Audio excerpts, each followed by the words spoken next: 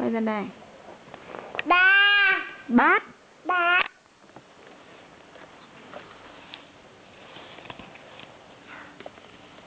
Máy bay. Ngược rồi. Máy bay. Đúng rồi. Vẫy. Đúng rồi. Bụng. Đúng rồi.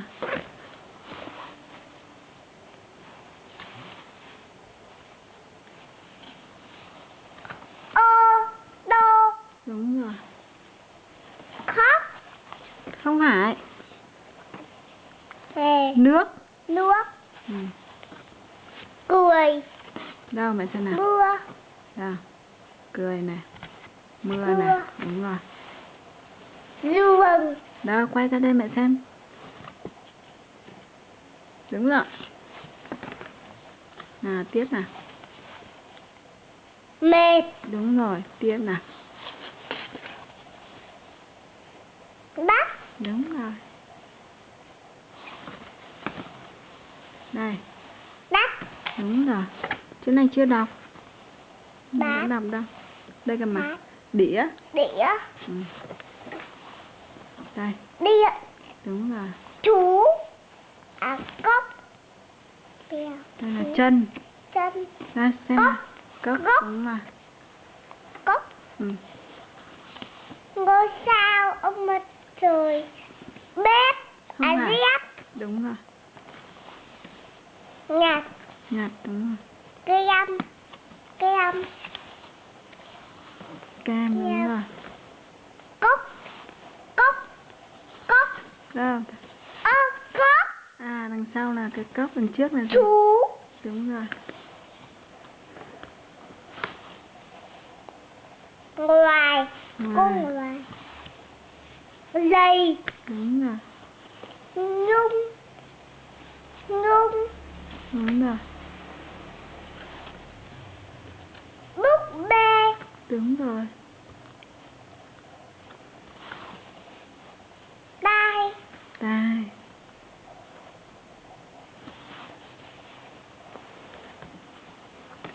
Thỏ. Đây. Bê. Bếp. Bếp. Đằng sau nữa. Đằng sau có. Chị Huyền. Đúng rồi. Nắng. Đúng rồi. Chú ghi tên. À, chưa ký tên, lát nữa để riêng nè. Ký tên. Đây.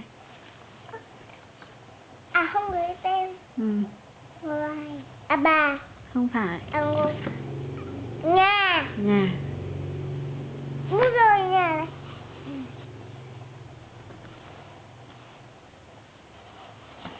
Đầu. Đâu đâu. Trên. Đâu. Trên. Trên. Đúng rồi. Đằng sau nữa. Đúng rồi. Đâu. Ai đây là mẹ? Nhung. Đây cơ mà. Trên. Đúng rồi. Trên. Đúng rồi. Trên. Cái chữ gì đây? Dung cười. Đúng rồi. Trên. Vẫy. Đâu mẹ xem nào. Không phải. Với. Với. Vẫy. Không phải vẫy. Với. Với. Ừ. Ô. Đâu mẹ xem nào. Ô. À, ô à. Ừ, ừ. Cũ. Không phải. Đây mới là cũ này. Còn Đây là cũ. đây là củi. Củi. Ừ. Cũ. Cũ đây, đúng rồi. Cũ. Tiếp. Gấu. Đâu mẹ xem nào. Gấu. À, đúng rồi. Bắn. Đâu mẹ xem nào. Đúng rồi. Hết chưa? Chưa. Đây. Thìa. Đúng rồi. Bố. Đâu. Đây. Làm. Đúng rồi. Sữa. Đâu mẹ xem. Nữa. Mẹ của Nhung. Vẫy. Không phải vẫy. Nhìn lại.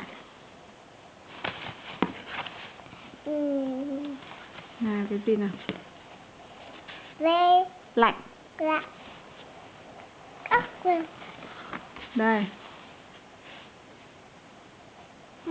Nấu. Nấu. Nấu. Nấu. 3 chấm. Ừ. Ừ. Học. Rồi. Học. Đúng rồi. Gõ. Đúng rồi. Bác. Khóc. Khóc. Ừ.